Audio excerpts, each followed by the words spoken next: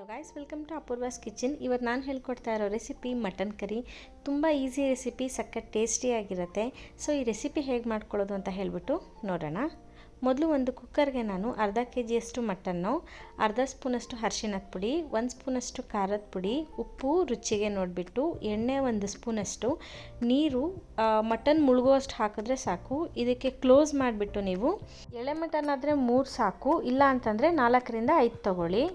ಒಂದು ಪ್ಯಾನ್ಗೆ 1 ಸ್ಪೂನಷ್ಟು ಕೊತ್ತಂಬರಿ ಬೀಜ, ಅರ್ಧ ಸ್ಪೂನಷ್ಟು ಸೋಂಪು ಕಾಳು, 3/4 ಸ್ಪೂನಷ್ಟು ಕಾಳು ಮೆಣಸು, 2 ಇಂಚಷ್ಟು ಚಕ್ಕೆ, 1 ಏಲಕ್ಕಿ, ಕಲ್ಲು ಹೂವು 1 ಸಣ್ಣ ಪೀಸ್ ತೊಗೊಂಡಿದ್ದೀನಿ, ಲವಂಗ 4ರಿಂದ 5.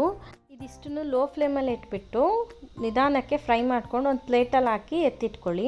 ಇವಾಗ ಅದೇ ಪ್ಯಾನ್ಗೆ ನಾನು ಬ್ಯಾಡಗಿ ಮೆಣಸಿನ್ಕಾಯಿ ತೊಗೊಂಡಿದ್ದೀನಿ, ಇಲ್ಲಿ 10ರಿಂದ 12. ಗ್ರೇವಿಗೆ ಕಲರ್ ಕೊಡೋದು ಇದೇನೆ. ಇದನ್ನು ಲೋ ಫ್ಲೇಮಲ್ಲಿ ಇಟ್ಕೊಂಡು ಇದನ್ನು ಅಷ್ಟೇ 2ರಿಂದ 3 ನಿಮಿಷ ಸ್ವಲ್ಪ ಗರಿ ಗರಿ ಆಗೋವರೆಗೂ ಫ್ರೈ ಮಾಡಿಕೊಂಡು ಎಲ್ಲ ತಣ್ಣಗಾದ್ಮೇಲೆ ಈ ಥರ ನೋಡಿ ತರ್ದರಿಯಾಗಿ ರುಬ್ಕೋಬೇಕು. ಇವಾಗ ಅದೇ ಪ್ಯಾನ್ಗೆ ನಾನು 1 ಸೌಟಷ್ಟು ಎಣ್ಣೆ ಹಾಕ್ಕೊಂಡಿದ್ದೀನಿ, ಈರುಳ್ಳಿ ಹಾಕ್ಕೊಂಡಿದ್ದೀನಿ, ಒಂದು ದೊಡ್ಡದನ್ನು ಉದ್ದುದ್ದ ಕಟ್ ಮಾಡಿ ಹಾಕ್ಕೊಂಡಿದ್ದೀನಿ, ಸಣ್ಣದಾದರೆ 2 ಹಾಕ್ಕೊಳ್ಳಿ. ಸ್ವಲ್ಪ ಇದು ಕಂದು ಬಣ್ಣಕ್ಕೆ ಬರಬೇಕು. ಅದು ಬಂದಮೇಲೆ ನಾನಿಲ್ಲಿ ದೊಡ್ಡ ಸ್ಪೂನಲ್ಲಿ 3 ಟೇಬಲ್ ಸ್ಪೂನಷ್ಟು ಶುಂಠಿ ಬೆಳ್ಳುಳ್ಳಿ ಪೇಸ್ಟ್ ಹಾಕ್ಕೋತಾ ಇದ್ದೀನಿ.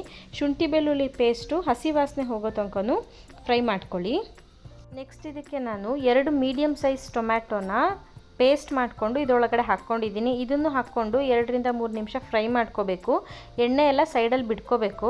ನೋಡಿ ಈ ಥರ ಎಣ್ಣೆ ಸೈಡಲ್ಲಿ ಬಿಟ್ಕೊಂಡ್ಮೇಲೆ ನಾವು ಮಟನ್ ಬೇಯಿಸಿಟ್ಕೊಂಡಿದ್ವಲ್ಲ ಅದನ್ನು ನೀರಿನ ಸಮೇತ ನೀವು ಹಾಕ್ಕೋಬೇಕು.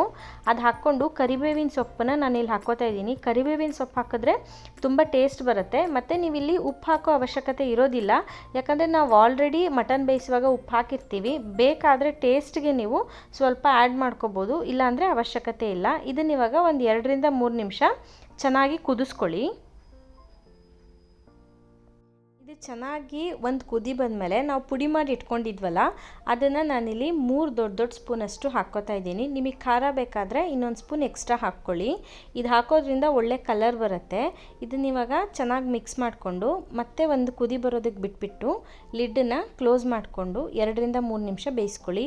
2ರಿಂದ 3 ನಿಮಿಷ ಆದಮೇಲೆ ಮತ್ತೆ ಲಿಡ್ಡು ಓಪನ್ ಮಾಡಿಬಿಟ್ಟು ತಳ ಹಿಡ್ದಿದೆಯಾ ಇಲ್ಲ ನೋಡಿಬಿಟ್ಟು ಒಂದು ಸತಿ ತಿರುಗಿಸ್ಬಿಟ್ಟು ಮತ್ತೆ ಲಿಡ್ಡನ್ನು ಕ್ಲೋಸ್ ಮಾಡ್ಕೊಳ್ಳಿ. ಇಲ್ಲ ಅಂತ ಅಂದರೆ ನಾವು ಶುಂಠಿ ಬೆಳ್ಳುಳ್ಳಿ ಪೇಸ್ಟ್ ಟೊಮ್ಯಾಟೊ ಹಾಕಿರ್ತೀವಲ್ಲ ತಳ ಹಿಡಿಯೋ ಸಾಧ್ಯತೆ ಇರುತ್ತೆ. ಇವಾಗ ನೋಡಿ ನಾನು ಮತ್ತೆ ಕ್ಲೋಸ್ ಮಾಡಿಕೊಂಡು ಲಾಸ್ಟಲ್ಲಿ ಒಂದು 3ರಿಂದ 4 ನಿಮಿಷ ಬೇಯಿಸ್ಕೊಂಡ್ರೆ ಮಟನ್ ಕರಿ ರೆಡಿ ಇರುತ್ತೆ. ಇದಕ್ಕೆ ಕೊತ್ತಂಬರಿ ಸೊಪ್ಪು ಹಾಕ್ಕೊಂಡು ಮೇಲಿಂದ ಇನ್ನೊಂದು ಸತಿ ಮಿಕ್ಸ್ ಮಾಡ್ಕೊಳ್ಳಿ. ಮಟನ್ ಕರಿ ತುಂಬ ಸಿಂಪಲಾಗಿ ಮಾಡ್ಕೋಬೋದು. ಮತ್ತು ಆ ಪುಡಿನ ನೀವು ಒಂದು ಸತಿ ಮಾಡಿಟ್ಕೊಂಡ್ರೆ ಪದೇ ಪದೇ ಚಿಕನ್ಗೂ ಯೂಸ್ ಮಾಡ್ಕೋಬೋದು, ಮಟನ್ಗೂ ಯೂಸ್ ಮಾಡ್ಕೋಬೋದು. ಈ ರೆಸಿಪಿನ ನೀವು ಪರಾಟ, ನಾನ್ ಅಥವಾ ದೋಸೆ, ಚಪಾತಿ, ಅನ್ನ ಯಾವುದ್ರ ಜೊತೆಗಾದರೂ ಒಳ್ಳೆ ಕಾಂಬಿನೇಷನು. ಸೊ ಈ ರೆಸಿಪಿನ ಮನೆಯಲ್ಲಿ ಟ್ರೈ ಮಾಡಿ ಹೇಗಿತ್ತು ಅಂದ್ಬಿಟ್ಟು ಕಮೆಂಟ್ ಸೆಕ್ಷನಲ್ಲಿ ಕಮೆಂಟ್ ಹಾಕಿ. ಹಾಗೆ ಸಬ್ಸ್ಕ್ರೈಬ್ ಮಾಡೋದನ್ನು ಮರಿಬೇಡಿ. Thank you.